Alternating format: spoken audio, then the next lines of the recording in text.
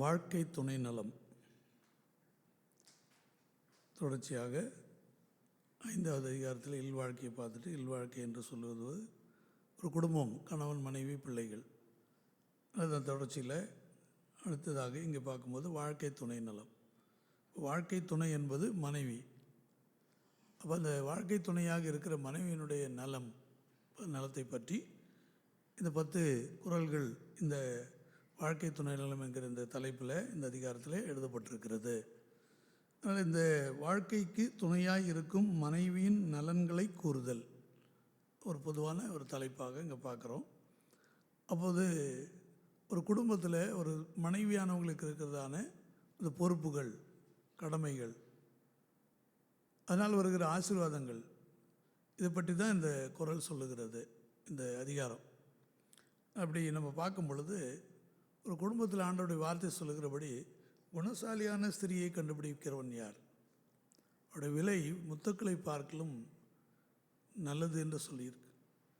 அதனால் ஒரு குடும்பம் என்பது கட்டப்படுவது அந்த குடும்பத்தில் தாயாக இருக்கிற, பிள்ளைகளுக்கு தாயாக, கணவனுக்கு மனைவியாக இருக்கிற ஒரு குடும்ப பெண், அதை நம்ம பார்க்குறோம். இது வழக்கமாக கல்யாண நாட்டில், கல்யாண வேலை, அதாவது வீடுகளில் கல்யாண போதனையில் பெரும்பாலும் இதை பேசிடுவாங்க அப்படின்னு. ஆனால் அப்படி இல்லை. ஒவ்வொருடைய வாழ்க்கையிலும் இன்றியமையாத, தட்டி கழிக்க முடியாத ஒரு உறவு என்பது குடும்பம்.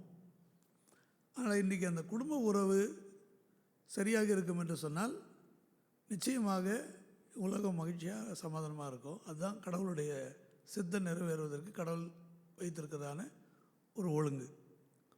ஆனால் இந்த குடும்ப அந்த வாழ்க்கை என்பது கடவுளுடைய சித்தத்தின்படி நடத்தப்பட வேண்டும். அதுக்கு அடிப்படையாக இருப்பது ஒரு பெண். அதனால் குடும்ப தலைவி என்று சொல்லப்படுகிறவள் அப்படின்னு நம்ம பார்க்குறோம். இந்த 59வது குறள், 1வது குறள் சொல்லுகிறது, மனத்தக்க மாண்புடையவள் ஆகி தற்கொண்டான் வளர்த்தக்கால் வாழ்க்கை துணை. இல்வாழ்க்கைக்கு ஏற்ற நற்குண நற்செயல்கள் உடையவளாயிருந்து தன்னை மணந்து கொண்ட கணவனின் வருவாய்க்கு தக்கதாக சிக்கனமாக வாழ்க்கை நடத்துபவளே வாழ்க்கை துணை ஆவாள் என்று சொல். முதல் குறளே என்ன சொல்லிட்டாருன்னா, ஒரு மனைவி என்று சொல்லுகிறவள் கணவனுடைய வருமானத்துக்கு தக்கதாக குடும்பத்தை நடத்தக்கூடியவளாக, சிக்கனத்தை கையாளக்கூடியவளாக இருக்க வேண்டும் என்று சொல்லு. அது எங்கள் மனைவிக்கு போய் சொல்லியிருக்கு. கணவன் தானே சம்பாதிக்கிறாரு, அவர் உதாரியாக இருந்தால் என்ன பண்ணுறது, மனைவி என்ன தான் பிடிச்சி வச்சாலும் என்ன பண்ணுறது, அது உண்மைதான். ஆனால் ஒரு மனைவியால் அது செய்ய முடியும் என்பதனால்தான் ஒரு மனைவியானவள் எப்படி இருக்கணும் அப்படின்றதுக்காக இந்த குறள் சொல்லுகிறது. அப்போ நம்ம ஆண்டவருடைய வசனத்தை நம்ம பார்க்கும்போது, நீதிமொழிகள் 12:4 குணசாலியான ஸ்திரீ தன் புருஷனுக்கு கிரீடமாக இருக்கிறாள். கிரீடம் என்ற வார்த்தை எதற்கு ஒப்பிடப்படுகிறது என்று சொன்னால், ஆட்சிக்கு ஒப்பீடு. த கவர்னன்ஸ், க்ரௌன் என்ன சொல்லுது அப்படின்னா, ஒரு கிரீடம் என்பது அது உயர்வுக்கு மட்டும் இல்லை, அது ஆளுகைக்கும் உரியதாக இருக்கிறது. அப்போ அந்த ஆளுகைக்குரியது அப்படின்னு சொன்னால், ஒரு மனைவியானவள் புருஷனுக்கு எப்படி இருக்கிறான்னா கிரீடமாக இருக்கிறார். அப்போ புருஷன் தலையில் கிரீடம் வந்து விழாமல் பாதுகாக்கிறது யாருக்கிட்ட இருக்குன்னா மனைவிக்கிட்ட இருக்குது. அப்போ மனைவி என்ன எப்படி இருக்கணும், புருஷனுடைய தலையில் இருக்கிற கிரீடம் கீழே விழாமல் பார்த்துக்கணும். அதனால்தான் இங்கே இந்த வசனத்தின்படி குணசாலியான ஸ்திரீ தன் புருஷனுக்கு கிரீடம். அப்போ அந்த ஆட்சி அதிகாரம் கணவனுடைய கையில் இருக்குது, அல்லது அந்த ஆட்சிக்கு உரியவனாக அந்த கிரீடத்தோடு இருக்கிற. அதனால தான் நம்ம என்ன சொல்ல, தலைவன் தலைவின்னு சொல்கிறோம். அப்போ அந்த தலை மேலே கிரீடத்தை வைக்கிறது யார், பாதுகாக்கிறது யாருன்னா மனைவி தான். புருஷன் தலையிலேருந்து கிரீடத்தை தூக்கலாம் அல்லது வைக்கலாம். வச்சிருக்க கிரீடம் விழாமல் பார்த்துக்கிறது தான் மனைவியினுடைய வேலை. அதுக்கு என்ன தேவைப்படுதுன்னா, மனைவியினுடைய வாழ்க்கையில் கணவனுடைய வருமானத்துக்கு ஏற்ற போல ஒரு செலவு பண்ணுகிற அந்த குணம் வேணும். ஒவ்வொரு குடும்பத்தில் ஒவ்வொரு விதமான வருமானங்கள் இருக்கும். தன்னுடைய கணவனுக்கு உடைய வருமானம் என்ன, அந்த வருமானத்துக்கு தக்க ஒரு செலவு பண்ணக்கூடிய ஒரு மனைவி இருந்துட்டா, இதை விட பெரிய பாக்கியமே ஆண்களுக்கு வேறு இருக்கு வாய்ப்பே கிடையாது. அதுதான் பெரிய பாக்கியம். போதும், கடவுளுடைய வார்த்தையின்படியே போதும் என்ற மனதுடன் கூடிய மிகுந்த தேவ பக்தி என்று சொல்லப்படும். ஒரு பெண் ஒரு குடும்பத்தில் தலைவியாக மனைவியாக இருக்கிறவள் கடவுளுடைய வார்த்தைக்கு தன்னை அர்ப்பணித்தவளாக இந்த சிக்கனமாக வாழ்கிறதுக்கு அடிப்படையாக இருப்பது என்னன்னு கேட்டால், போதும், இதே மகிழ்ச்சியாக இருக்கலாமே, இதே நல்லதானே இருக்குது அப்படின்னு அந்த குணம் இருந்துச்சுன்னா போதும். அதை விட பெரிய குணம் வேறு ஒன்றும் இல்லை அப்படின்னு சொல்கிறார். அப்போ கிரீடமாக இருக்கிற கணவனுடைய அந்த நன்மையை தேடுபவளாக மனைவியை இருக்க வேண்டும். நீதிமொழிகள் 31:15 இருட்டோடு எழுந்து தன் வீட்டாருக்கு ஆகாரம் கொடுத்து தன் வேலைக்காரிகளுக்கு படி அளக்கிறாள். இருட்டோடு எழுந்து தன் வீட்டாருக்கு ஆகாரம் கொடுத்து தன் வேலைக்காரிகளுக்கு படி அளக்கிறாள். அப்போ இது ஒரு கொஞ்சம் பெரிய குடும்பம், அப்படி தானே சொல்லியிருக்கு. இருட்டோடு வேலைக்காரிகளுக்கு அப்படின்னா என்னென்னா, பழைய ஏற்பாட்டு காலங்கள்லாம் நம்ம படிக்கிறோம், பொண்ணு வெள்ளி சீமானாக இருந்தான் ஆபிரகாம் பற்றிலாம் படிக்கிறோம். ஸோ இந்த இதில் வந்து தான் இந்த ஒரு பெரிய குடும்பத்து பெண்களுக்கு உள்ள அந்த அவசியத்தை பற்றி சொல்லியிருக்கு. இப்போ எல்லாருக்கும் அங்கே இருக்குது, வேலைக்காரிங்களாம் இருக்கிறாங்க இல்லையே. அப்படி ஏன் சொல்லப்பட்டிருக்கு அப்படின்னா, இருட்டோடு எழுந்து தன் வீட்டாருக்கு ஆகாரம் கொடுத்து தன் வேலைக்காரிகளுக்கும் படி அளக்கிறாள் அப்படின்ற அந்த வார்த்தை எல்லாருக்கும் உரியதா அப்படின்ற ஒரு கேள்வியும் வருது இல்லையா. அப்படின்னா ஒரு பெரிய குடும்பத்துக்கு நடத்துகிறவர்களுக்கே இந்த கடமை இருக்குது. இப்போ பெரிய குடும்பத்தை நடத்துகிறவர்களுக்கு அப்போ அங்கே என்ன பண்ணுவாங்கன்னா, அவங்களுக்கு என்னங்க ஏகப்பட்ட சொத்து கிடக்குது, ஏகப்பட்ட இருக்கிறது எல்லாம் இருக்குதுன்னு. இல்லை, ஏகப்பட்ட சொத்து இருக்கிற இடத்துல, ஏகப்பட்ட வேலைங்க இருக்கிற இடத்துல, ஏகப்பட்ட வேலைக்காரங்க இருக்கிற இடத்துல அங்கே என்ன தேவைப்படுதுன்னா, ஒரு துணைவியாக இருக்கக்கூடிய மனைவியானவள் சிக்கனத்தை வேணுபவளாக இருக்க வேண்டும். ஏன்னா அந்த குடும்பம் தொடர்ந்து நடப்பதற்கு சின்ன குடும்பத்தில் ரொம்ப ஈஸியாக மெயின்டைன் பண்ணுறதுக்கு இருக்கலாம். ஆனால் பெரிய குடும்பத்தை மெயின்டைன் பண்ணுறதுன்றது அவ்வளோ ஈஸி கிடையாது. ஆனால் அதில் என்ன யாரால் முடியும் அப்படின்னு கேட்டால், சிக்கனமாக இருக்கவங்களால முடியும். அப்போ படி அளக்கிறது யாருன்னு கேட்டிங்கன்னா, தன் வீட்டாருக்கு ஆகாரம் கொடுத்து வேலைக்காரிகளுக்கும் படி அளக்கிறாள். இப்போ வீட்டாருக்கு ஆகாரம் கொடுக்கறது யார் பண்ணுறது? அதுக்கு ஆட்களை போட்டுட்டா வேலை செய்ய போகிறாங்க. வேறு ஒருத்தர் சமைக்கிறதுக்கு போட்டுக்க வேண்டியது தான், எல்லாத்துக்கும் ஆளை தனியாக போட்டுற வேண்டியது தான். அப்படி பண்ணலாமே. அப்படி பண்ணுறவங்கள வந்து குணசாலியான ஸ்திரீன்னு சொல்லலை. தான் வீட்டாருக்கு தானே என்ன செய்யணும், இருட்டோடு எழுந்து தன் வீட்டாருக்கு ஆகாரம் கொடுக்குற அந்த கடமையை தவறாதவளாக. சில பேர் என்ன பண்ணுவாங்கன்னா, ஏதாவது ஒன்று வாங்கி கொண்டு வந்து அங்கே கொடுத்துட்டு உங்கள் வேலை முடிஞ்சு போச்சு அப்படின்ற மாதிரி போயிடுவாங்க. அவங்க வந்து ஏதாவது ஒன்று கொடுக்கணும், அவ்வளோதான். அப்படி இங்கே சொல்லலை. தன் வீட்டாருக்கு ஆகாரம் கொடுத்து, அப்போது அதுக்கு எப்போ எழும்ப வேண்டியிருக்கான்? காலையில் 8 மணி 9 மணிக்கா? இருட்டோடு எழுந்து அப்படின்னு சொல்லியிருக்கேன். சூரியன் உதிக்கிறதுக்கு முன்னாடி. சில பேர் காலையில் சூரியன் எழும்பும்போது தான் இவங்களுக்கு கொஞ்சம் வெயிலுக்கு போய் பட்டு அப்போ தான் என்ன பண்ணுவாங்க, கொஞ்சம் போர்வையை கொஞ்சம் அந்த பக்கம் தூக்கி போடுவாங்க. இல்லை, அது இல்லை. அதனால் இருட்டுறதுக்கு முன்னாடி, இருட்டோடுனா இருள் விலகிறதுக்கு முன்னதாகவே எழுகிறவளாக ஒரு குடும்ப ஸ்திரீ இருக்க வேண்டும். அப்போது அவங்களுக்கு தான் என்னன்னா, காலையில் எழுந்தது நம்ம உதாரணத்துக்கு நம்முடைய பெண்களை, கிராமத்து பெண்களையும் நம்ம பார்க்கும் பொழுது காலையில் எழும்புகிற பழக்கமுடையவர்களாக இருக்கிறாங்க. உடனே என்ன செய்கிறாங்க, அடுப்புக்கு போவாங்க, எல்லாத்தையும் எடுப்பாங்க, என்னென்ன இருக்குதுன்னு பார்ப்பாங்க, இன்றைக்கி என்ன செய்யணும்னு பார்ப்பாங்க, எல்லாத்தையும் ஒழுங்குபடுத்துவாங்க. எல்லாம் கரெக்டான நேரத்துக்கு அவங்களுக்கு எல்லாம் ரெடி பண்ணிவிட்டு வீட்டுக்காரர் வேலைக்கு போகிறாருன்னா எல்லாத்தையும் வந்து ரெடியாக வச்சுருப்பாங்க. லேட்டாகி அது எங்கே செய்யறதுக்கு லேட் ஆகுது, சரி பேசாமல் நீங்கள் கடையிலே சாப்பிட்டுங்க, அவன் கேண்டீனில் சாப்பிட்டுங்க.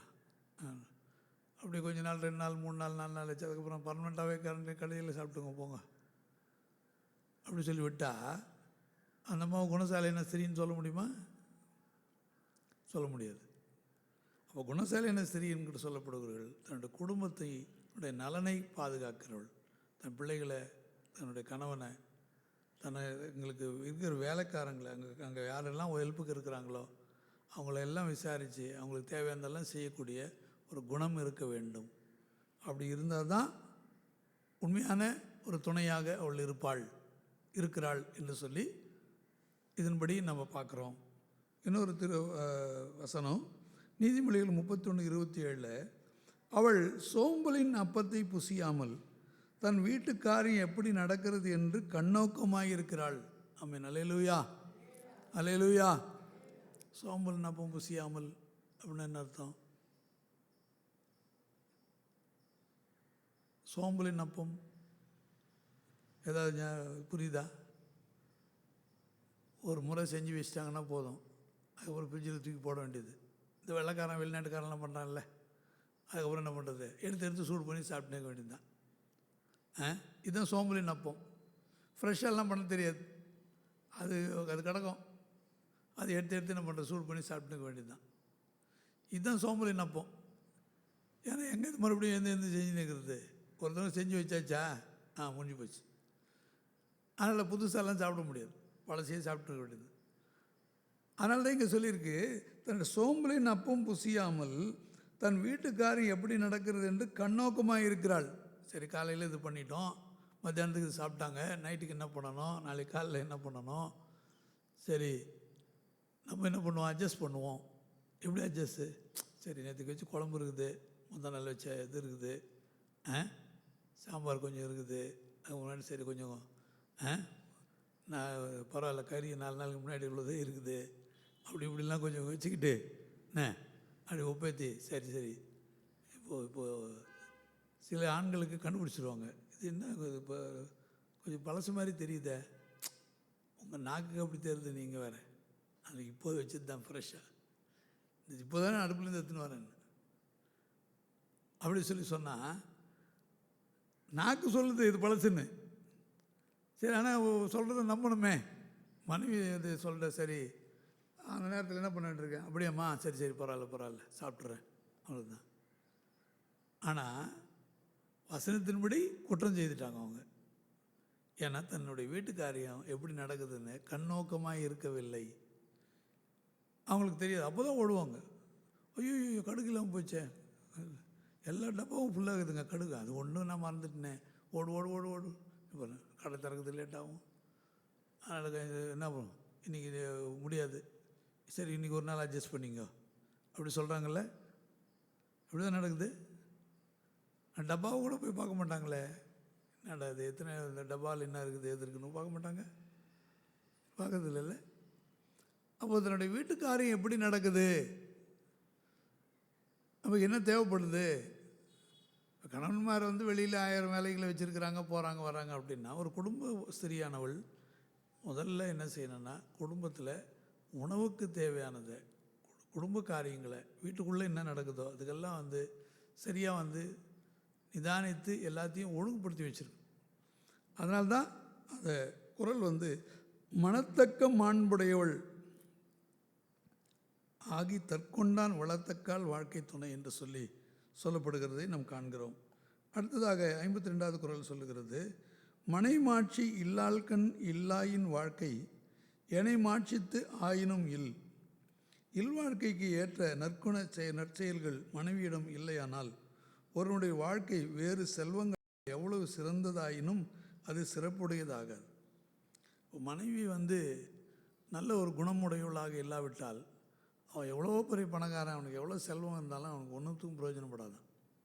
அப்போ வாழ்க்கை துணை என்பவர்கள் எப்படிப்பட்டவளாக இருக்கணும் அப்படின்னா, வேறு எந்த செல்வமும் வேண்டாம், ஆனால் மனைவி என்பவள் பெரிய செல்வமாக இருக்கிறாள். அப்போ மனைவி என்று குணசாலியான ஒரு ஸ்திரியாக இருப்பது பெருஞ்செல்வத்தை விட பெரிய பாக்கியம் நிறைந்தது என்று சொல்லி இன்றைக்கி இந்த குரல் வழியாக நமக்கு சொல்லப்படுகிறதை நாம் காண்கிறோம். ஆகினால் நீதிமொழிகள் 18:22 மனைவியை கண்டடைகிறவன் நன்மையானதை கண்டடைகிறான், கர்த்தரால் தயையும் பெற்றுக்கொள்கிறான். ஆனால் இந்த குடும்பம் என்பது, மனைவி என்பது அமைவதெல்லாம் இறைவன் கொடுத்த வரம் அப்படின்னு நம்ம சொல்லுவோம்.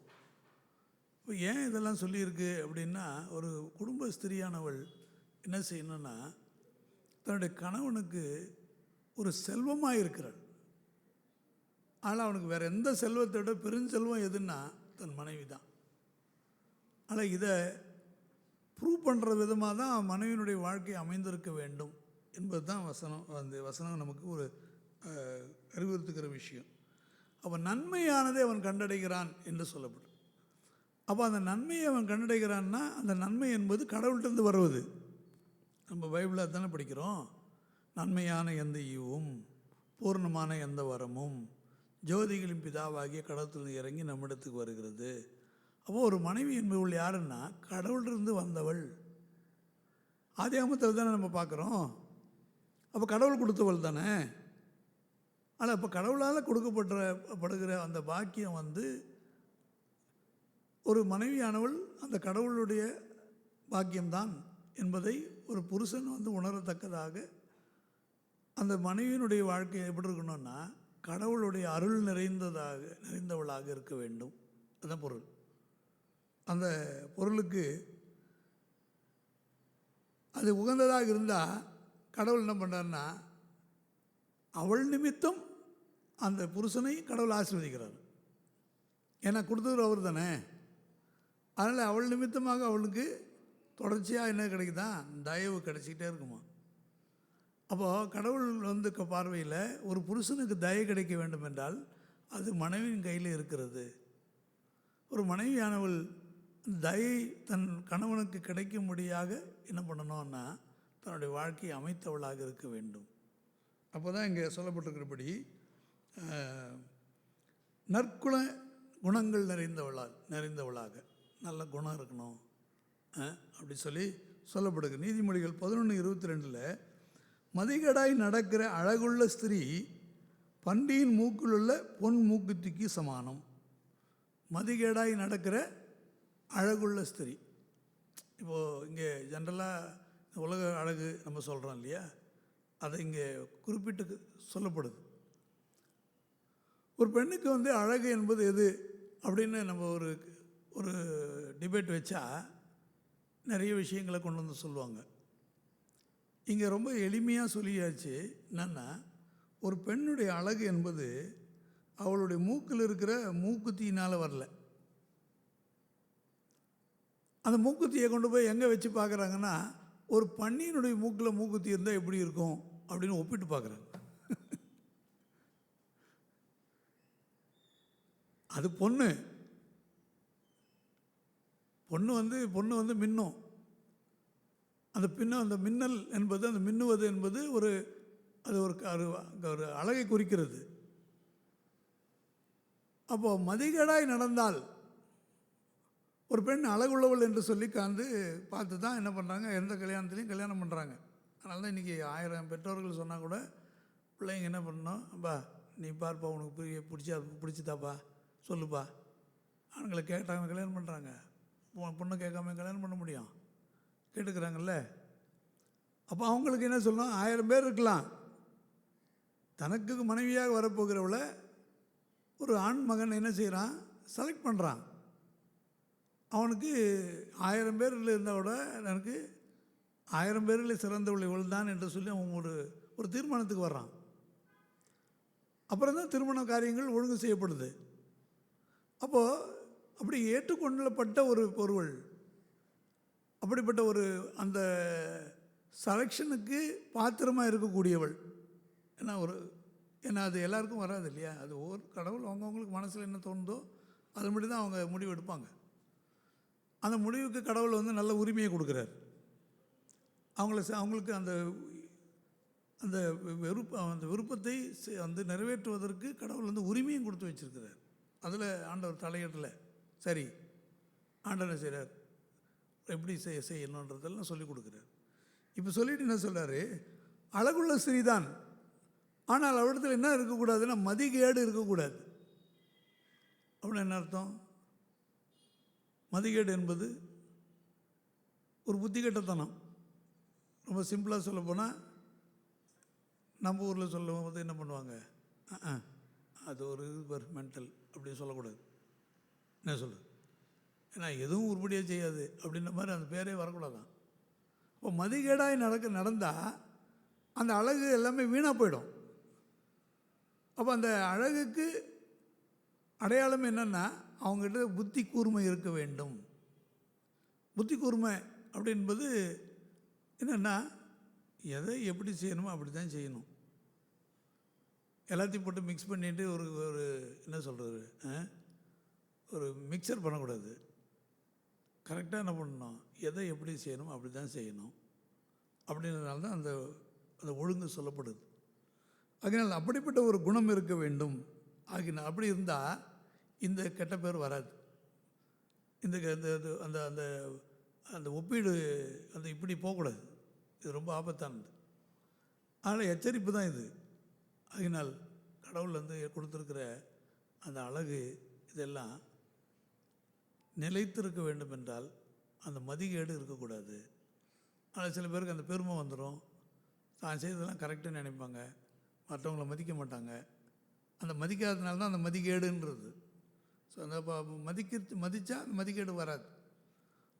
சில பேருக்கு அந்த மதிக்கிற அந்த இது இருக்காது. ஏன்னா தனக்கு தானே எல்லா அதிகாரம் இருக்குது அப்படின்னு சொல்லி அதிகாரத்தில் உட்காந்துட்டோம், அவ்வளோதான், இனி யாரையுமே மதிக்க மாட்டாங்க.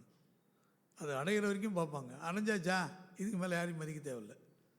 அதனால் இன்றைக்கி பெரிய பெரிய அரசர்களுக்கெல்லாம் மனைவிகளானவர்கள் என்ன பண்ணாங்க, மதிகேடு வந்துடுது. அந்த வரலாறு என்ன சொல்லுது, வஸ்தியை தூக்கி போட்டாங்க. இல்லை, வஸ்தியை வந்து வீட்டுக்காரன் கூட போடல, அரசனே போடல. அமைச்சரவைகள்லாம் அவங்க வந்து கூடி முடிவெடுத்து அவங்க முடிவெடுக்கிறாங்க. என்ன இது, அரசனை வந்து ராணியை மதிக்காமல் போயிடா. உடனே என்ன சொல்கிறாங்க, அரசே இப்படியெல்லாம் இருக்கக்கூடாது, இது நாட்டில் இருக்கிற எல்லா பெண்களும் வந்து அப்புறம் நாடு கெட்டு போயிடும். ஆனால் என்ன பண்ணுங்க, நல்ல ஒரு புத்திசாலியான ஒரு ஸ்திரியை நீங்கள் செலக்ட் பண்ணி என்ன பண்ணணும், அவளை தூக்கி போட்டுட்டு வேறு கல்யாணம் பண்ணுன்னு சொல்லி கொடுக்குறான். இதுதானே நடக்குது இன்றைக்கி கோர்ட்லலாம். எதுக்கு கோர்ட்டு கேஸ்லாம் போகிறான், முடியாதுன்னு சொல்லிட்டு முடிவு எடுக்கிறாங்க. ஆம்பளையும் எடுக்கிறான், பொம்பளையும் எடுக்கிறாங்க, மாற்றி மாறி எடுக்கிறாங்க. அப்போ அந்த பிரிவினைக்கு காரணமாக அமைவது எது அப்படின்னு கேட்டால் மதிகேடு. அந்த மரியாதையான ஒரு நடக்கை இல்லை, மற்றவங்களை எப்படி மதிக்கணும்னு தெரியல, பெரும்பாலும் வருகிற குற்றச்சாட்டுகள். அப்போ தனக்கு எல்லாமே அப்படின்னு. ஏன்னா மொத்தத்துக்கும் இப்போ பார்த்திங்கன்னா பேப்பரில் ஒரு பெரிய பணக்கார தொழிலதிபர், சாஃப்ட்வேரில் பெரிய ஆள், அவர் என்ன பண்ணுறாருன்னா இங்கே சில காரியங்கள்லாம் செய்துட்டு இருக்கிறாரு. டக்குன்னு இப்போது அவருடைய மனைவி வெளிநாட்டில் இருக்கிறா. இப்போது என்ன ஆயிடுச்சுன்னா அவங்களுக்கு டைவர்ஸ் அப்ளை பண்ணிகிட்ருக்காங்க. அவருக்கு கிட்டத்தட்ட 30,000 கோடிக்கு மேலே சொத்து இருக்குது பொழுது. அதில் இப்போ 15,700 கோடி என்னமோ 300 கோடி என்னமோ அவங்களுக்கு ஷேர் பிரிச்சுருக்காங்க. அதில் ஒரு சூழ்ச்சி நடந்துக்குதுன்னு சொல்லிட்டு அவருக்கு திருப்பி இந்த கேஸ் போயின்னு இருக்குது. புரியுதா? அவங்க எத்தனை வருஷம் வாழ்ந்தாங்க, எத்தனை பிள்ளைங்க இருக்காங்க நமக்கு தெரியல. ஆனால் கோர்ட்டு போனோன்னா கோர்ட்டு வந்து அவருடைய சொத்தில் சரி பாதியை கொடுக்க சொல்லிட்டான். இப்போது அவருடைய சாஃப்ட்வேர் கம்பெனியினுடைய பாதியை கொடுக்க வேண்டியிருக்கு. இப்போ அந்த மாதிரி என்ன போயிருக்குன்னா, இது திட்டமிட்டு என்ன பண்ணிட்டாங்கன்னா, இந்த டைவர்ஸ் கேஸ் வர்றதுக்கு முன்னாடியே சொத்து எல்லாத்தையும் பிரித்து என்ன பண்ணிட்டாங்கன்னா, அவங்க குடும்பத்தில் எல்லாருக்கும் ஷேர் கொடுத்துட்டு இவருக்குன்னு ஒரு ஷேர் எடுத்துக்கிட்டு அந்த ஷேரில் மனைவிக்கு பிரிக்கிறார். அந்த அம்மா என்ன பண்ணியாச்சுன்னா கரெக்டாக பிடிச்சிட்டா. என்றைக்கு டைவர்ஸுன்றது அப்ளை பண்ணதுக்கு முன்னாடி இருந்த சொத்துலேருந்து தான் பங்கு வேணுமே தவிர, நீ டைவர்ஸ் வந்து லெட்டர் கொடுத்துட்டு அன்றைக்கி அதுக்கப்புறம் வந்து ஷேர் பண்ணியிருக்கல்ல, அது வந்து நீ திட்டமிட்டு செய்கிற சதி. ஆனால் கோர்ட்டு இப்போ பிடிச்சிட்டான், இல்லை இந்த அமௌண்ட் வந்து இல்லை அப்படின்னு. அதனால் இன்றைக்கி உலக காரியங்கள் நடப்புகளை நம்ம எல்லாம் பார்க்கும் பொழுது ஒரு மனைவியானவள் ஒரு ஒரு கணவனுக்கு எப்படிப்பட்டவளாக இருக்கிறான்னா ஒரு கிரீடமாக இருக்கிறாள். அதனால் அவள் ஒரு மதிகேடாக இருக்கக்கூடாது. அதில் சின்ன குடும்பமோ பெரிய குடும்பமோ ஏழையோ பணக்காரங்களோ, ஆனால் மனைவி என்கிற ஸ்தானம் என்பது ஒரு குடும்பத்தை கட்டுகிற அந்த ஒரு பாக்கியத்தை உடையவளாக இருக்கிறதுனால மனைவியானவள் கிரீடமாக இருக்கிறாள். ஆனால் மனைவியானவள் மிகுந்த பொறுப்புள்ளவளாக, ஞானமுள்ளவளாக, மதிப்பு நிறைந்தவளாக. மற்றவங்க கணவனுக்கு மதிப்பு வரணும்னா மனைவி மதிப்பு கொடுக்கலன்னா மற்றவங்க எப்படி மதிப்பு கொடுப்பாங்க? என்ன சொல்கிறது? கணவனை வந்து மனைவி மதிக்கலைன்னா மற்றவங்களும் என்ன பண்ணுவாங்க? அவங்க வீட்டில். அதனால தான் சொல்ல பாருங்கள், குடும்பத்திலேருந்து தான் எல்லாமே தொடங்கணும். இப்போ மனைவியானவள் மதிக்கிறான்னா உடனே சுற்றி இருக்கவங்களும் மதிப்பாங்க. ஏன்னா முதல்ல வந்து மதிக்காமல் போகிறதுக்கும் இது என்னது எப்படி நடக்கிறதுக்கும் யாருக்கு முதல் உரிமை வருதுன்னா மனைவிக்கு தான் வருது. அப்போ அந்த மனைவியானவளே நல்லா வந்து மதிக்க ஆரம்பித்தா மற்றவங்களுக்கு, கணவனுக்கு எல்லோரும் மதிப்பு கொடுப்பாங்க. அப்போது மனைவி தன் கணவனை மதிக்கிறவளாக இருக்கணும். அதனால தான் அந்த கணவனை மதிக்கலைன்னா அவள் மதிகேடு உடையவள் அப்படின்னு ஆகிடும். அப்போ மதிகேடு இருந்தால் எத்தனை நகை போட்டுக்கிட்டாலும் சரி, எத்தனை வந்து நல்ல பட்டுப்புடவை கட்டிக்கிட்டாலும் சரி, எத்தனை பேரை வேலைக்கு வச்சுருந்தாலும் சரி, எவ்வளோ பெரிய கார் வச்சுருந்தாலும் சரி, அது என்ன ஆகிடும்? வீணாக போயிடும். அதனுடைய பொருள் என்னென்னா அவளை இருந்து கடைசியில் பன்னி மூக்கில் இருக்க மூக்குத்தி அப்படின்னு பேர் வந்துடும். அதனால் இது தான் வந்து நமக்கு ஒரு எச்சரித்து துணை நலம் என்பது பேணி காக்கப்படுவதற்குரிய ஒரு காரியத்தை சொல்லுது. 53வது குறள், இல்லது என் இல்லவள் மாண்பானால் உள்ளது என் இல்லவள் மானாக்கடை. ஒருவனுடைய வாழ்க்கை துணைவி சிறப்புடைய நற்செயல்களால் நிறைந்தவளாய் இருந்தால் அவனுக்கு இல்லாதது எதுவும் இல்லை, எல்லாம் அவனுக்கு இருப்பதாகும். மனைவி அச்சிறப்புக்கு உரியவளாய் இல்லாதவளானால் அவனுக்கு மற்ற சிறப்புகள் எல்லாம் ஒன்றுக்கும் உதவாததாகும் என்று சொல்லப்படும். அப்போ மனைவியினுடைய நற்குணம் என்பது ஒரு கணவனுடைய வாழ்க்கையினுடைய ஒரு மிகுந்த ஒரு சிறப்பான ஒரு பங்கை பெறுகிறது. அப்போது குணம் என்பது நற்குண நற்செயல்கள் நிறைந்தவளாக மனைவியானவள் இருந்தால் கணவனுக்கு எல்லாமே இருந்தது போல அப்படின்னு ஆகிடும். இதுதான் நம்ம பெற்றோர்கள் முன்னோர்கள் சொல்லுவாங்க, உனக்கு என்னப்பா பிள்ளைகளை பெற்றுக்கொள்ளும் போது சொல்லுவாங்க. ஆனால் மனைவியை சொல்லும்போது தான் அதோட இன்னும் சிறப்பாக இருக்கும். அப்படி நம்ம பார்க்கும் பொழுது திருமறையில் நீதிமொழிகள் 5:18 உன் ஊற்றுக்கண் ஆசீர்வதிக்கப்படுவதாக, உன் இளவயதின் மனைவியோடு மகிழ்ந்திரு என்று சொல்லப்படுது. அந்த ஊற்றுக்கண் என்று சொல்லப்படுகிற அந்த வார்த்தையை, அதாவது ஒரு சுனைன்னு சொல்லுவாங்க, அதாவது நீரூற்று. அந்த நீரூற்றில் அந்த ஊற்றுக்கண்ணுன்னு ஒன்று இருக்கும். அது நீங்கள் அது கிணறுலாம் எடுப்பாங்க, இவங்களாம் நீங்கள் பார்த்தீங்கன்னா தெரியும். அந்த ஊற்றுக்கண் அது அவ்வளோ நேரம் எல்லாம் தோண்டிக்கிட்டே இருப்பாங்க, புரியுதா? இந்த ரெகுலராக கிணறு எடுக்கிறவங்களுக்கு தெரியும். அவன் எல்லாம் தோண்டிக்கிட்டே வருவான். அவன் தோண்டும் போதே கண்டுபிடிச்சிடுவான், இந்த இடத்துல தான் ஊற்றுக்கண்ணு இருக்குது அப்படின்னு சொல்லிட்டே வருவான். அப்புறம் எல்லாம் கொஞ்சம் பண்ணிவிட்டு என்ன பண்ணுவான்னா லைட்டாக அதை தட்டுவான் பாருங்கள், புஷ்ஷுன்னு தண்ணி வந்துடும். அவ்வளோதான், நிறையா உடனே மேலே ஏறிடுவான். அதான் ஊற்றுக்கண்.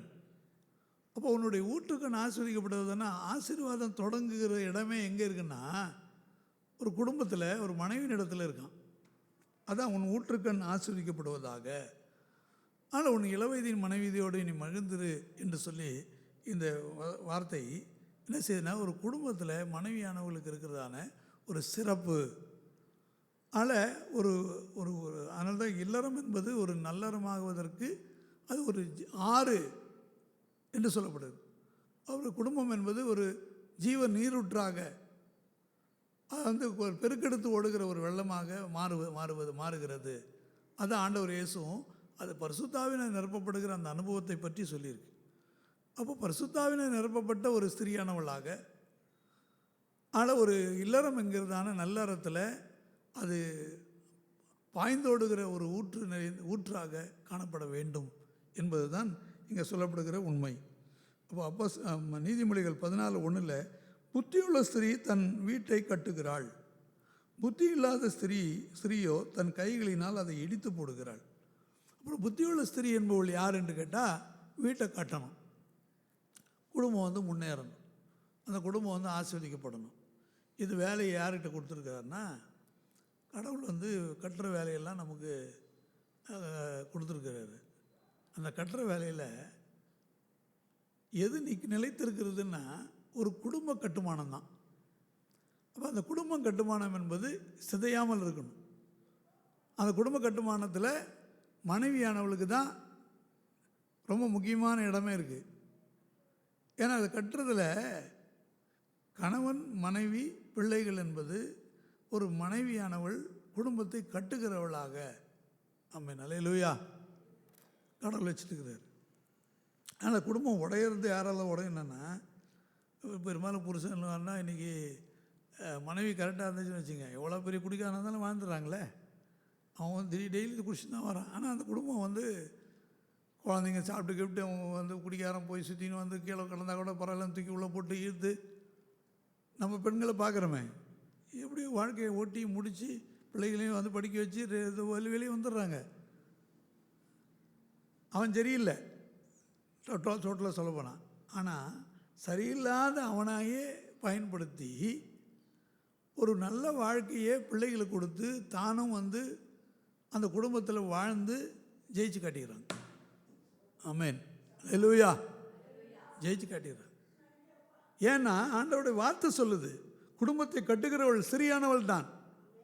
ஆனால் பெண்கள் சரியில்லைன்னு வச்சுங்களேன், அந்த ஆண்கள் ஒரு மணிக்கும் ஒன்றுத்துக்கும் உதவுது போச்சு, அவ்வளோதான். நான் சொல்கிறதும் அதுதான், அவ்வளோதான். அதோட பிச்சை எடுத்துகிட்டு போக வேண்டியதான். அவன் ஒன்றுத்துக்கும் லைக்கப்படாது. மனைவி இருக்கிற வரைக்கும் தான் மனுஷனுக்கு புருஷனுக்கு மரியாதை. மனைவி இல்லைன்னு வச்சுங்க, புருஷனை எதுவும் சீண்டவே சீண்டாது, அவ்வளோதான். அது வேஸ்ட் அப்படின்ற மாதிரி ஒரு குப்பை மாதிரி தூக்கி போட்டுருவாங்க. ஆகையினால என்ன செய்யணும், ஒரு மனைவியினுடைய நலன் என்பது ரொம்ப ரொம்ப முக்கியம். அப்போ மனைவியினுடைய நலன் என்பது எதனால் சிறப்பிக்கப்படுகிறது என்று சொன்னால், அவருடைய குணங்களை கொண்டு சிறப்பிக்கப்படுகிறது. அப்போ அவருடைய குணங்கள் எப்படிப்பட்டதாக இருக்கிறது என்று சொன்னால், இங்கே சொல்லப்படுகிறபடி ஒரு மாண்புடைய குணம், ஒரு மதிக்கப்படத்தக்கக்கூடிய, அது ஒரு பெருமை பாராட்டக்கூடிய ஒரு குணம் உடையவளாக.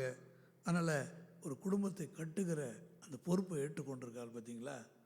அதனால் என்னதான் இருந்தாலும் பரவாயில்ல, என் பிள்ளைங்க நான் விடக்கூடாது. அவர்கிட்ட கோபம் இருக்கலாம், சண்டை வரலாம், ஆனால் இது என்னோடய குடும்பம். அதனால் நாங்கள் என்ன பண்ண மாட்டோம், நான் நிச்சயமாக விட்டு கொடுக்க முடியாது.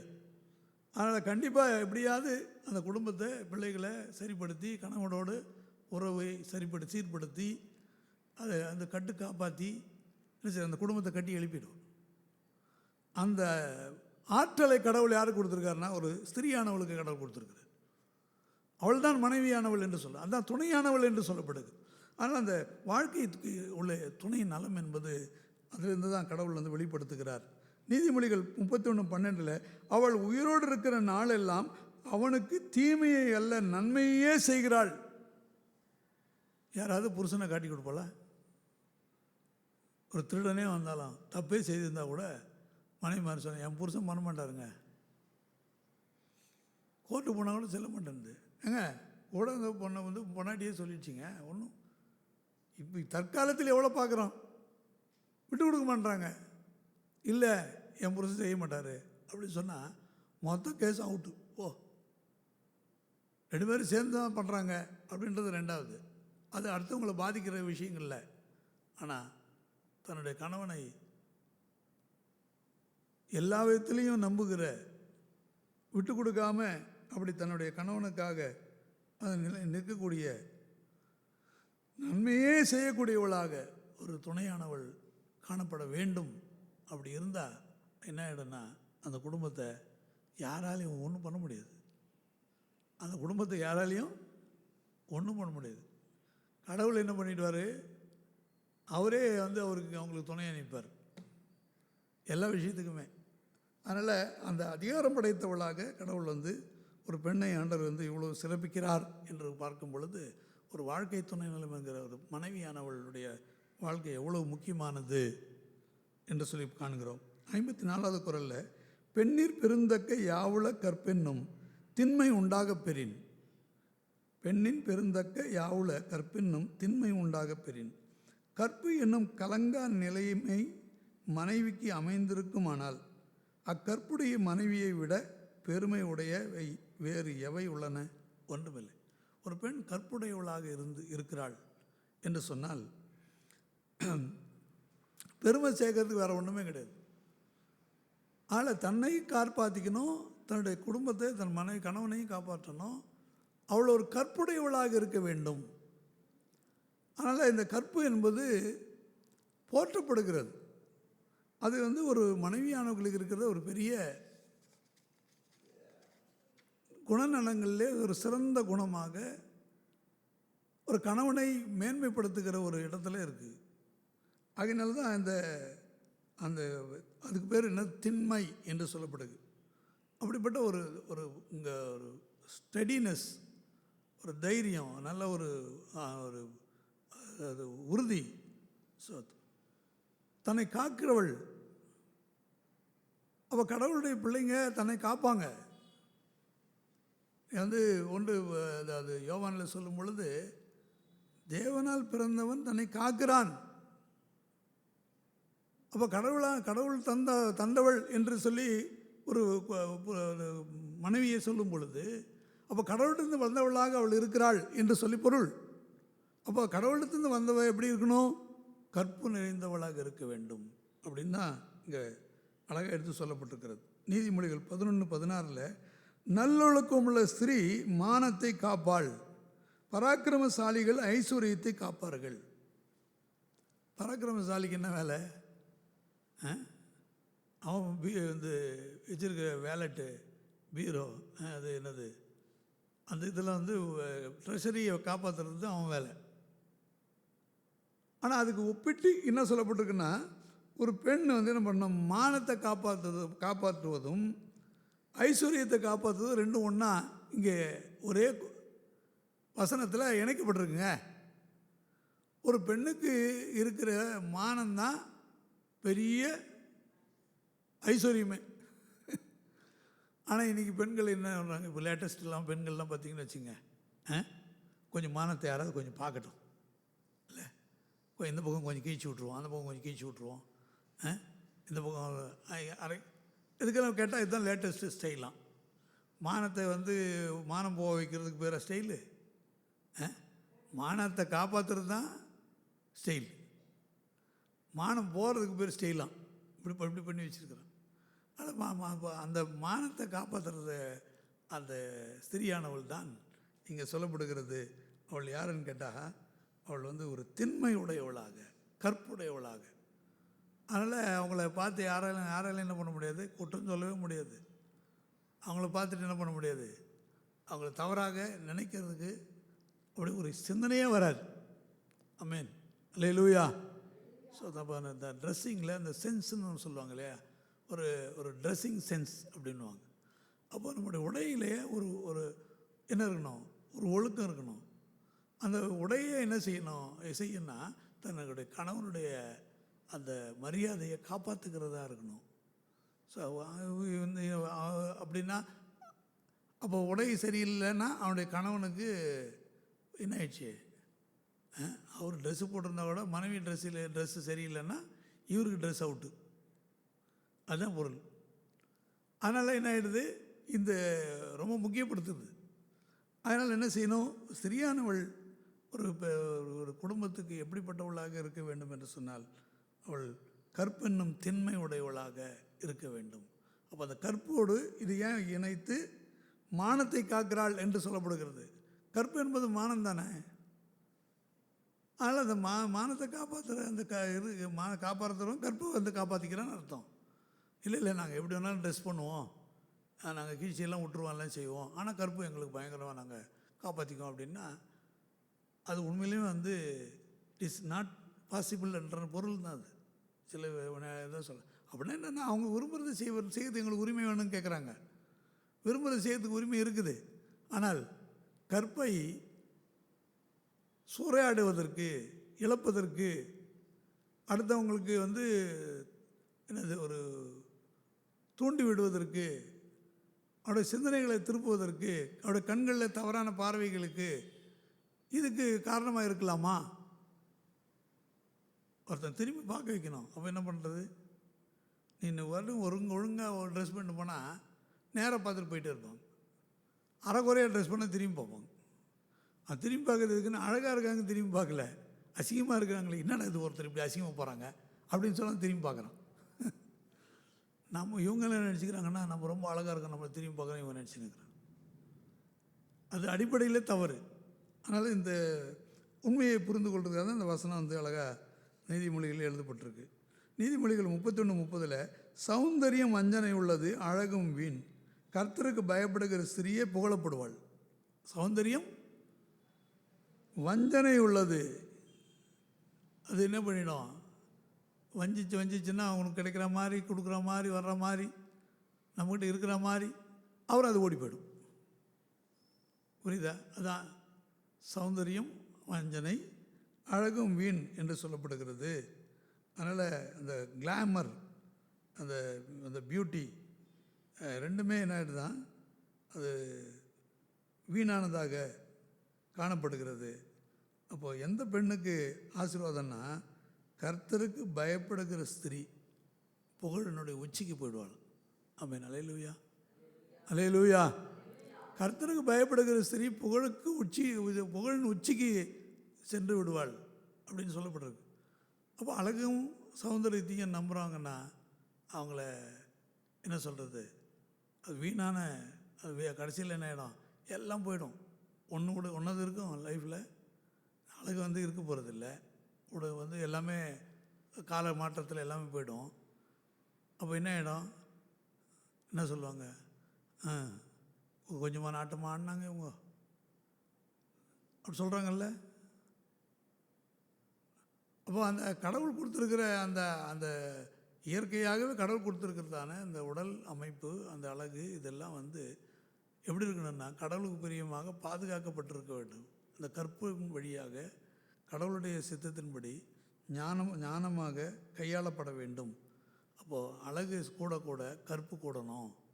அதில் கற்பு இல்லைன்னா அந்த ஸ்திரீயினுடைய வாழ்க்கையை வந்து என்ன ஆகிடும், ஒரு வீணான ஒரு வாழ்க்கையாக போய்விடும் என்று சொல்லி நீதிமொழிகள் 31:11 அவள் புருஷனுடைய இருதயம் அவளை நம்பும், அவன் சம்பத்து குறையாது. எந்த புருஷன் நம்புவான் மனைவியை? சில வீடுகளில் சண்டையில் எதனால் வருது? ட்ரெஸ்ஸு சரியாக பண்ணல. சில வீட்டில் ட்ரெஸ்ஸுன்னா நல்ல ட்ரெஸ்ஸு போட்டு வாங்கினோட போட்டு வராது, அதுவும் சண்டை வருது. புரியுதா? சில வீட்டில் ஏன்னா ட்ரெஸ்ஸு வந்து எங்கேயாவது ஒரு நாள் போட்டிருப்பாங்க, அன்றைக்கி ஏதாவது குறை சொல்லியிருப்பாங்க கணவன்மார். அதனால் நீங்கள் எதாவது நல்ல ட்ரெஸ் போட்டால் தான் உங்களுக்கு கண்ணு பொறுக்கலையே, எதுக்கு தேவையில்லை, ஏதாவது ஒரு பழசை தூக்கி போட்டு வரேன், உனக்கு எவ்வளோ புதுசாக வாங்கி வச்சுருக்கிறேன் அதெல்லாம் நீ போட மாட்டேற அப்படின்னு சொல்லி இப்படியும் சண்டை போடுறதும் இருக்குது. ஏன்னா உங்களுக்கு ஒரு நாள் இதில் என்ன ஆகிடும், வெறுப்பில் வந்துடும். அப்போ தன்னுடைய மனைவி வந்து நல்லா வந்து ஒரு டீசெண்டாக நல்லா ட்ரெஸ் பண்ணி இருக்கணும் அப்படின்னு கணவன் என்ன செய்யணும், விரும்பணும் இல்லை? அதானே வந்து சரியானதும் கூட. ஆனால் இங்கே என்ன சொல்லப்பட்டிருக்கிறது, அவளுடைய புருஷனுடைய இருதயம் அது நம்பும். அப்போ நல்ல ஒழுக்கமுடைய ஸ்திரீயானவளுடைய ட்ரெஸ்ஸிங்கை வந்து கணவன்மார் வந்து என்ன பண்ணுவாங்களா, அவங்களுக்கு நம்பிக்கை இருக்குது. என்ன சொல்கிறது? அதனால் இன்னும் குரலில் போனீங்கன்னு வச்சுங்க, சில பேர்லாம் என்ன பண்ணுவாங்களே, இந்த காலத்தில் அந்த காலத்தில் வரைக்கும் நம்ப மாட்டாங்களோ பொண்டாட்டியை. அது மாதிரி புருஷன் நம்பாதவன், மனைவியை நம்பாதவன் வாழ்க்கை எப்படி இருக்கும் பாருங்களேன். இல்லை போட்டு போயிடுவான் வீட்டுக்கு. இல்லை இதெல்லாம் வந்து நமக்கு ஆராய்ந்து நம்ம யோசித்து பார்க்க வேண்டியிருக்கு. இன்னும் ஒரே ஒரு குரலை சொல்லி நான் முடிக்கிறேன். 55வது குரல். தெய்வம் தொழால் கொழுனர் தொழில் எழுவாள், பெய்யென பெய்யும் மழை. அழகுடைய தேவ தூதர்களுக்கு சிறப்பு கொடுக்காமல் கணவனுக்கு சிறப்பு கொடுக்கும் மனைவியானவள் மழை இல்லா காலத்தில் மழைக்கு ஏங்கும் மக்கள் மழை பெய்யுமாறு விரும்பும் பொழுது பெய்யும் மழைக்கு சமமானவள். கிராமங்கள் என்ன பண்ணுவாங்கன்னா, மழை இல்லாத காலங்களில் இது மாதிரி பெண்கள் என்ன பண்ணுவாங்கன்னு வச்சிங்களேன், ஊரில் என்ன பண்ணுவாங்க, போயிட்டு வீடுங்களில் என்ன பண்ணுவாங்க, ஒரு செம்பு தண்ணி எடுத்து அவங்க போகும்போது அவங்க தலையில் ஊற்றி விட்ருவாங்க. ஒவ்வொரு வீட்டுக்கு போகவும் தண்ணி எடுத்து எடுத்து தலையில் ஊற்றுவாங்க. இது மாதிரிலாம் எங்கள் கிராமத்தில் இது மாதிரி வழக்கம்லாம் இருக்குது. இப்போல்லாம் வந்து இப்போது பரவாயில்ல, மழை இருக்குது. நான் சின்ன வயசில் இருக்கும்போது 76, 77, 78 இந்த 80 இந்த வருஷத்துலலாம் பார்த்திங்கன்னு வச்சுங்க, பயங்கர இதுவாக இருக்கும். மழை இல்லாத காலம். அதனால் தண்ணிக்கே ரொம்ப பஞ்சமாக இருக்கும், கஷ்டமாக இருக்கும். என்ன பண்ணுவாங்கன்னா, இதெல்லாம் போயிட்டு பார்த்துட்டு என்ன செய்வாங்கன்னா, ஒரு பெண்களை, குடும்ப பெண்களை கூப்பிட்டு என்ன பண்ணுவாங்கன்னா, நீங்கள் ப்ரேயர் பண்ணுங்கன்னு சொல்லிவிட்டு அவங்கள என்ன பண்ணுவாங்கன்னா, எல்லா வீட்லேயும் அவங்க போய் தண்ணி வாங்கி அவங்களுக்கு கொடுப்பாங்க. அவங்க வந்து என்ன பண்ணுவாங்க, தலையில் ஊற்றுவாங்க. இவங்க இந்த ஃபுல்லாக கிராமத்தை சுற்றி வரத்துக்குள்ளே மழை வந்துடும்.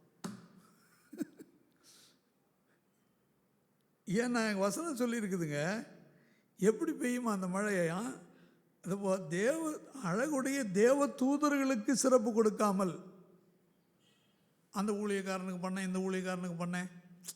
புரியுதா? இப்போ ஆண்டவர் இயேசுநாதருடைய காலத்தில் கூட வந்து பணக்கார ஸ்திரீகள் என்ன செய்தாங்க, இயேசுனுடைய ஊழியத்துக்கு சப்போர்ட்டாக இருந்தாங்க. அது இயற்கையாக இருக்கும். பெரிய பெரிய பணக்கார வீடுகளில் கூட அது இயற்கையாக இருக்கும். ஏன்னா இன்றைக்கும் அப்படி தான் ஊழியங்களை தாங்கிறதெல்லாம் பார்த்திங்கன்னா பெண்கள் தான் தாங்கிட்டு இருக்கிறாங்க.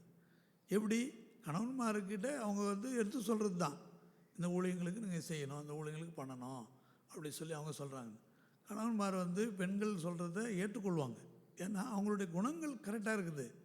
அப்போ அவங்க சரியானதான் சொல்லுவாங்க. அவங்களுக்குன்னு ஒரு சொந்த முடிவு எடுக்கிறதுக்கூடிய ஆற்றல் இருந்தாலும் கூட தன்னுடைய மனைவியினுடைய அந்த வார்த்தையை வந்து தள்ள மாட்டாங்க. அந்த காலத்துலேயும் இது நடந்தது. இப்போ இன்றைக்கு வரைக்கும் அது நடந்துக்கிட்டு இருக்குது. ஊழியங்களை தாங்கிறதெல்லாம் பார்த்திங்கன்னா நடந்துக்கிட்டு தான் இருக்குது. பெரிய பெரிய, அதாவது நீங்கள் நான் கேள்விப்பட்ட சொல்கிறேன், ஒரு தாய் என்ன பண்ணாங்கன்னா, அவங்க வீட்டில் இது பண்ணோன்னா ஒரு ஊழியத்துக்கு வந்துட்டு என்ன பண்ணாங்கன்னா, ஒரு 10 ஏக்கர் என்ன பண்ணாங்கன்னா கிஃப்டாக கொடுத்துட்டாங்க. என்ன சொன்னாங்க, அவங்க சொன்னாங்க, எனக்கு கொடுத்த கிஃப்ட்டு தான் அது. என்ன, என் வீட்டுக்காரர் தான் அவங்க தொழில் பண்ணுறாரு, அவர் எனக்கு கொடுத்தாரு கிஃப்ட்டு. இந்த கிஃப்ட்டை நான் என்ன பண்ணேன், சரி ஊழியத்துக்கு கொடுக்குறேன் அப்படி சொல்லிட்டு பத்திரத்தை கொண்டு வந்து கொடுத்துட்டாங்க, 10 ஏக்கர். அப்போது எனக்கு ஒருத்தர் சொன்னார், அப்போ அதனுடைய மதிப்பை போய் கேட்டு பார்த்தாச்சுன்னா அவங்களுக்கு தலை சுற்றுது. என்னென்னா 500 கோடிக்கு மேலே இருக்குமா. அப்படியே ஸ்டன் ஆகிட்டாங்க அவங்க. என்னங்க இப்படி கூட நடக்குமா அப்படின்னு. சரி இருந்தாலும் அவருடைய இவங்க செஞ்சுட்டாங்க. அப்புறம் வந்து வீட்டுக்காரில் அவங்களுக்கு அது எது புரியணுமேன்னு அவர் பார்த்தாங்க, அது அவங்க கொடுத்தாங்கன்னா வந்து நான் கொடுத்த மாதிரி தான், அது கடலுக்கு உரியது அப்படின்னு சொல்லிவிட்டு அவங்க சந்தோஷமாக வந்துட்டு கையெழுத்து போட்டு போயிட்டே இருக்காங்க. ரொம்ப ஆச்சரியமான வந்தது. இங்கே அதுதான் இங்கே சொல்லப்படுகிறது, ஒரு ஒரு தேவ தூதர்களுக்கு சிறப்பு கொடுக்காமல் கணவனுக்கு சிறப்பு கொடுக்கும் மனைவியானவள். ஆமென், அல்லேலூயா. மழை இல்லாத காலத்தில் மழைக்கு இயங்கும் மக்கள் மழை பெய்யுமாறு விரும்பும் பொழுது பெய்யும் அப்படி சொல்லியிருக்கு. அப்போ தேவ தூதர்களுக்கு அப்படின்னு அர்த்தம், கடவுளுக்குன்னு சொல்லலைங்க, தூதனுன்னு சொல்லியிருக்கு. ஏன்னா இதெல்லாம் நம்ம வரலாற்றில் இது மாதிரிலாம் நடந்ததெல்லாம் நம்ம பார்க்குறோம். தேவதூதர்கள் வர்றாங்க, அவங்களோட பேசுகிறாங்க, இதெல்லாம் நடக்குது. இதெல்லாம் வந்து வரலாற்றில் இருக்குது. இப்போ திருக்குறளும் இந்த வார்த்தையை பதிவு பண்ணியிருக்கு பாருங்கள். திருவள்ளுவர் இது என்ன செய்கிறாருன்னா இதை பதிவு பண்ணுறாரு அழகா. அப்படின்னா என்ன அர்த்தம், அப்படி செய்யக்கூடியவள். அப்போது கணவனே கண்கண்ட தெய்வம்னு சொல்லி சொல்கிறாங்க நம்ம இதில். அப்படின்னா தேவதூதர்கள் 1000 பேர் இருக்கலாம், கண்ணால் காணக்கூடிய தூதன் யாருன்னு கேட்டால் கணவன் தான். தூதர்கள் எல்லாம் முன்னோர்கள், ஒன்று கடவுளுடைய சமூகத்தில் இருக்கக்கூடியவங்க, அவங்கள தூதர்னு சொல்கிறோம். அதுக்கு அடுத்தபடி யார் சொல்கிறோம்னா மரித்து போன முன்னோர்கள், அவர்களையும் தூதர்களுடைய லிஸ்ட்டில் தான் கொண்டு வராங்க. அப்போ இந்த முன்னோர்கள் இவங்கள தான் தெய்வம்னு சொல்லியிருக்கு. அப்போ மரித்து போனவர்களையோ அல்லது தேவ தூதர்களையோ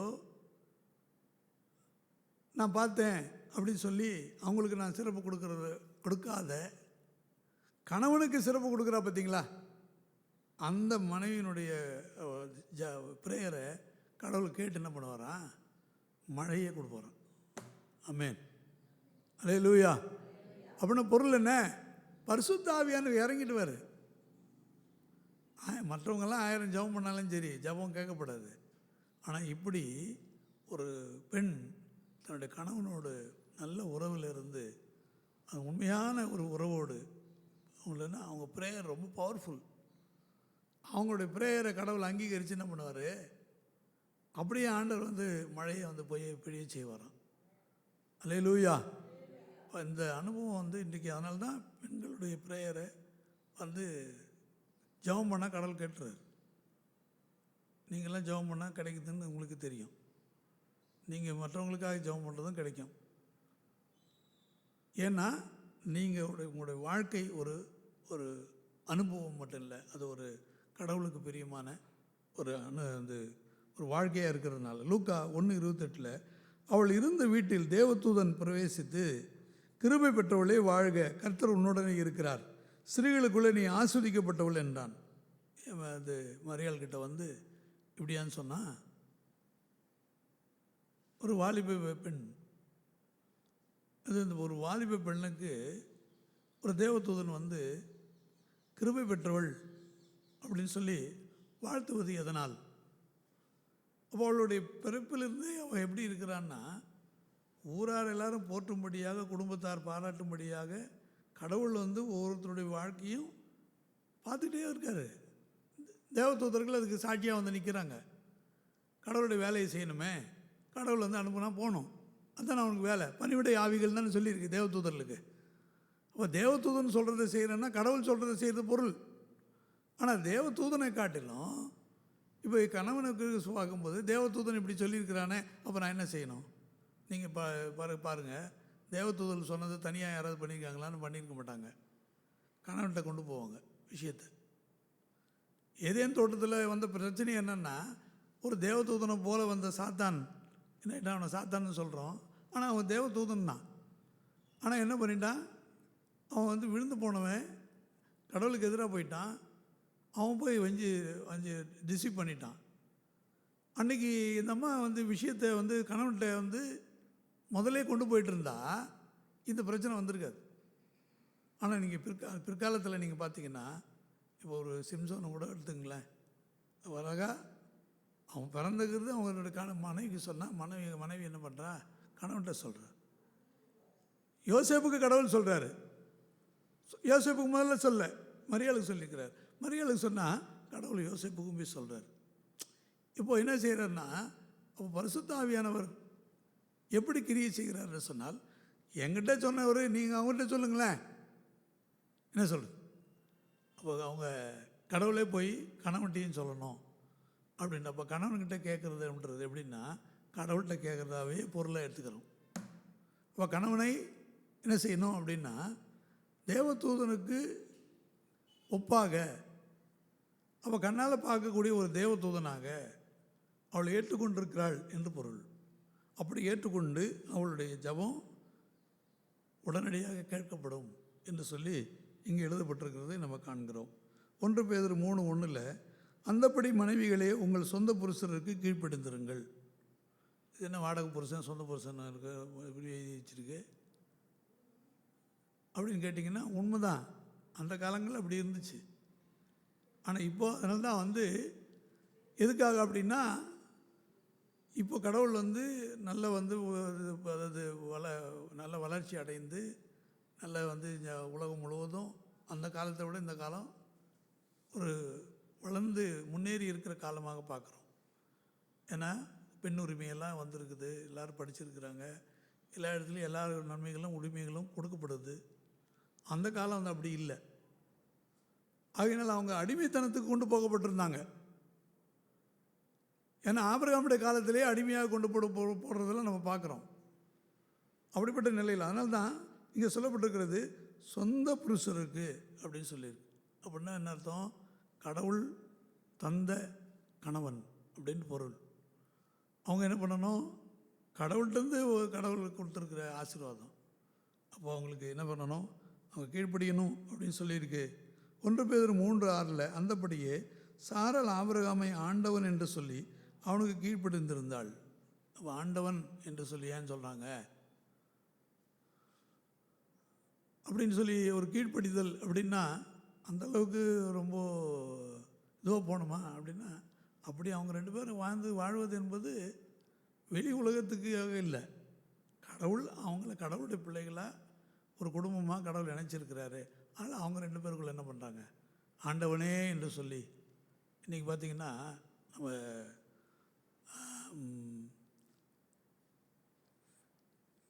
என்ன பண்ணுவோம், இந்த கணவனை சேவித்து கொள்ளுதல் அப்படின்லாம் பண்ணுறாங்க. பார்த்துருக்கீங்களா நீங்கள்? கணவனை சேவிச்சுக்கோ அப்படின்லாம் சொல்லுவாங்க. அப்போ ஒரு குறிப்பிட்ட மக்கள் என்ன செய்கிறாங்கன்னா, கணவனை சேவித்து கொள்ளுகிற அந்த இதெல்லாம் பாக்கியத்தை பார்க்குறாங்க. அவர் கணவனை சேவித்து கொள்ளுதல் அப்படின்னு என்ன அர்த்தம்? ஏன்னா ஆசீர்வாதம் பண்ணுங்க, 2 பேரும் ஈக்குவல் தான். இதில்னா புருஷங்கிட்ட போய் ஆசீர்வாதம் பண்ணுங்கன்னு சொல்கிறது அப்படின்னு ஒரு பெருசாக நமக்கு தெரியாது. ஏன்னா 2 பேரும் ஈக்குவல் தான். ஆனால் அதில் கடவுள் வச்சுருக்க ஆசீர்வாதம் எப்படி சிறந்ததாக இருக்குதுன்னா, ஒரு பெண்ணானவள் என்ன செய்யணும் அப்படின்னா, இங்கே தன்னுடைய கணவனை என்னவள்னா ஒரு ஆண்டவன் என்று சொல்லி அப்படி இருக்கும்போது, அப்போ வேறு யாரும் உள்ள நுழைய முடியாது. ஆகினால் மிக சிறந்த ஒரு ஒரு ஒரு இணைப்பு, ஒரு துணை என்று கடவுள் தந்திருக்கிற அந்த துணையினுடைய அந்த நலன் என்பது மிக மிக முக்கியமானது. ஆகினால் ஸ்திரீகள் குடும்பத்தை கட்டுகிறவர்கள், ஸ்திரீகள் கிரீடமாக இருக்கிறவர்கள், ஸ்திரீகள் அந்த குடும்பத்தின் காரியங்கள் எல்லாவற்றின் மேலும் அதிகாரமுடையவர்களாக மட்டும் இல்லாமல் கற்புள்ளவர்களாக அவங்க எல்லாத்தையும் பொறுப்பெடுத்து கடவுளுக்கு பிரியமானபடி கொண்டு போகக்கூடியவர்களாக, கடவுளுடைய ராஜ்யத்தை கட்டுகிறவர்களாக இருக்கிறார்கள் என்கிற இந்த செய்தியை தான் நம்ம இந்த குறள்களில் பார்க்குறோம். அதனால் நாம் இந்த வாழ்க்கை துணை நலம் என்று சொல்லப்படுகிற இந்த அதிகாரத்தின் வழியாக ஆண்களும் பெண்களை எப்படி நடத்தணும் அப்படின்ற அந்த விஷயங்கள்லாம் இங்கே இன்னும் கீழே இருக்கிற வசனங்களில் அடுத்த குறள்களெல்லாம் வருது. ஸோ ஆகினால் அது கடவுளால் கொடுக்கப்பட்டவங்க அப்படின்ற அந்த செய்தியை நாம் புரிஞ்சுக்கணும், ஆண்கள் புரிஞ்சுக்கணும். ஏன்னா அவங்களுக்கு வேறு என்ன சொல்லப்படுதுன்னா, கடவுள்கிட்ட வந்தவங்க ஆளை நன்மையை கொண்டு வருகிறவர்கள். அப்போ நன்மையான ஈவாக கொடுக்கப்பட்டிருக்கிறாங்க அப்படின்னா, ஒரு கணவனுக்கு ஒரு ஈவு அப்படின்ற அந்த நன்மை என்பது பரிசுத்த ஆவியானவர் தான். அப்போ பரிசுத்த ஆவியானவருடைய துணையினால தான் ஒரு மனைவியானவள் கிடைக்கப்பட்டிருக்கிறாள் என்று சொன்னால், அந்த மனைவியானவருடைய வாழ்க்கை நலம் என்பது ரொம்ப ரொம்ப முக்கியமானது. அதை காப்பாற்றுகிற, அதை வழிநடத்தக்கூடிய இந்த ஆற்றலையும் கடவுள் ஆண் மக்களுக்கும் கடவுள் கொடுத்து, அந்த குடும்பத்தில் ஆணும் பெண்ணும் மகிழ்ச்சியோடு கடவுளுடைய சித்தத்தின்படி வாழ கடவுள் நமக்கு குடும்பங்களை ஆசீர்வதிப்பாராக. பிள்ளைகளும் பெற்றோரும் மகிழ்ச்சியான ஒரு வாழ்க்கை வாழ்வதற்கு கடவுள் துணை புரிவார். ஜெபம் பண்ணலாம். நன்றி ஆண்டவரே. அல்லேலூயா, அல்லேலூயா, அல்லேலூயா. நம்ம நன்றியோடு துதிக்கிறோம், துதிக்கிறோம், துதிக்கிறோம், துதிக்கிறோம், துதிக்கிறோம், துதிக்கிறோம், துதிக்கிறோம். இயேசுவின் ரத்தத்தால் நாங்கள் ஜெயம் எடுக்கிறோம், ஜெயம் எடுக்கிறோம், ஜெயம் எடுக்கிறோம், ஜெயம் எடுக்கிறோம். கர்த்தர் நீ பெரியவர், நீ பெரியவர், நீ பெரியவர், நீ பெரியவர். அல்லேலூயா, அல்லேலூயா, அல்லேலூயா, அல்லேலூயா, அல்லேலூயா. கண்டுன்னை அழைத்தவர் கரமதை பாரவர் கை விடாதிருப்பார். கண்டுன்னை அழைத்தவர் கரமதை பாரவர் கை விடாதிருப்பார். ஆண்டுகள் தோறும் உனக்கவர் அளித்த ஆசிகளை எண்ணிப்பார். ஆண்டுகள் தோறும் உனக்கவர் அளித்த ஆசிகளை எண்ணிப்பார். எண்ணிப்பார், எண்ணிப்பார், எண்ணிப்பார். என்றும் அதை எண்ணிப்பார். காப்பார், உன்னை காப்பார். காத்தவர் காப்பார், இன்னும் இனிமேல் காத்திடுவார். கலங்காதே மகளே, காத்திடுவார். ஜெபிப்போம். நன்றி ஆண்டவரே, உடைய சமூகத்தை தாழ்த்துக்கிறோம். இந்த நாளில் நேர் பேசின வார்த்தைகளுக்காக ஆண்டவரே. கத்தா, ஒரு குடும்பத்தில் மனைவியாளனுடைய நலன்களை பற்றி சொல்லப்படுகிற இந்த கத்தா குரல்கள் வழியாக அதனுடைய இணைப்பு வசனங்களை நாங்கள் இன்றைக்கு ஆராய்ந்து பார்க்க நீர் உதவி செய்தீங்களே உமக்கு நன்றியப்பா. இந்த நாளிலே நாங்கள் கர்த்தாவே ஸ்தோத்திரம். உம்மிடத்தில் வருகிற ஆசீர்வாதம் என்பதை ஒரு குடும்பத்துக்கு ஒரு கணவனுக்கு மனைவியானவள் உம்முடைய ஆசீர்வாதத்தை பெற்றுத்தருகிற ஒரு வாய்க்காலாக, ஒரு ஊற்றுக்கண்ணாக, கர்த்தாவே ஆசீர்வாதத்தின் திறவுகோலாக, எல்லா நன்மைகளின் அடைக்கலமாக, செல்வத்தின் சிறப்பு நிறைந்தவங்களாக, ஆண்டவரே குணங்கள் நிறைந்தவங்களாக, குணசாலியாக எல்லா நிலைகளிலும் உயர்த்தி வைத்திருக்கீங்கப்பா. ஆண்டவரே சோதரம். நீர் உயர்த்தின ஒரு பெண்ணை ஒரு கர்த்தாவே சோதரம். கர்த்தாவே குடும்பத்தை யாரும் தாழ்த்த முடியாது. குடும்பத்தை கட்டக்கூடிய அதிகாரத்தையும் இந்த ஆற்றலை நீங்கள் கொடுக்குறீங்க. ஆண்டவரே சோதரங்க. சபை பெண் கர்த்தாவேப்பா அன்பு சகோதரிகள் ஒவ்வொருவரும் கர்த்தா குடும்பத்தை கட்டுகிறதன் வழியாக அவர்கள் சபையை கட்டுகிறார்கள். கர்த்தா இந்த உலகம் கர்த்தா உம்மால் வழிநடத்தப்படுகிறது. அதனால் அந்த குடும்பத்திலிருந்து தான் இந்த உலகம் ஆசீர்வாதம் பெறுகிறது. ஆனால் நீ ஆஸ்வதிக்கிற ஒரு குடும்பங்களாக கர்த்தா பெண்களாக இந்த பிள்ளைகள் மூலமாக கர்த்தா எல்லா நன்மைகளும் இந்த உலகத்துக்கு கிடைக்கிறது. அதனால் அவருடைய ஜெபத்தை நீ கேட்கிறீர், வானத்தை நீ திறக்கிறீர் என்பதை ஆண்டவரே இப்படிப்பட்ட கர்த்தா குணங்கள் நிறையும் போது அவருடைய கர்த்தா வேண்டுதல்கள் விண்ணப்பங்கள் கர்த்தாவே ஸ்தோத்திரம் எல்லாருக்கும் நன்மை கர்த்தா கிடைக்கிது. அவருடைய குடும்பத்தின் வழியாக எல்லா நன்மைகள் வருகிறது என்பதை நாங்கள் காண்கிறோம். அதனால் அந்த நிலையில் இன்றைக்கி எங்களுடைய சபை பிள்ளைங்க கர்த்தாவே ஸ்தோத்திரம் கர்த்தா எல்லா பெண்களும் அப்படியாக இந்த நன்மைக்கு உரியவர்களாக இருக்கட்டும் ஐயா. அப்படி கர்த்தா ஆண் பிள்ளைகளும் அப்படியாக இந்த நன்மைகளுக்கு பாத்திரவான்களை அவர்களும் கர்த்தாவே ஆண்டவரையோட சிந்தனைகள் எல்லாம் சீர்படுத்தப்படும்படி நாங்கள் ஜெபிக்கிறோம். நன்றி. அழகு மீன் சௌந்தரியம் வஞ்சனை உள்ளது, கர்த்தருக்கு பயப்படுகிற ஸ்ரீ புகழப்படுவாள் என்று அப்பனே அழகையும் சௌந்தரியத்தையும் கர்த்தரை நம்பி இன்றைக்கு ஏமாந்து போகாதபடி கர்த்தாவே உண்மையான தெய்வீக அழகை கர்த்தா நீர் இதயத்தில் மறைந்திருக்கிற குணமே என்று கர்த்தாவே சிறப்பான அழகுடையதாக கர்த்தாவே சோதரம் அன்பு நிறைந்த ஒரு கர்த்தாவே ஒரு வாழ்க்கை கர்த்தாவே சோதரம் வெளிப்பட நாங்கள் ஜெபிக்கிறோம். பிள்ளைகள் அப்படி கர்த்தா கணவன் மனைவியும் பிள்ளைகள் அப்படி அன்பு நிறைந்த ஒரு கர்த்தா இணைந்த ஒரு குடும்பங்களாக காணப்பட உதவி செய்யுங்க.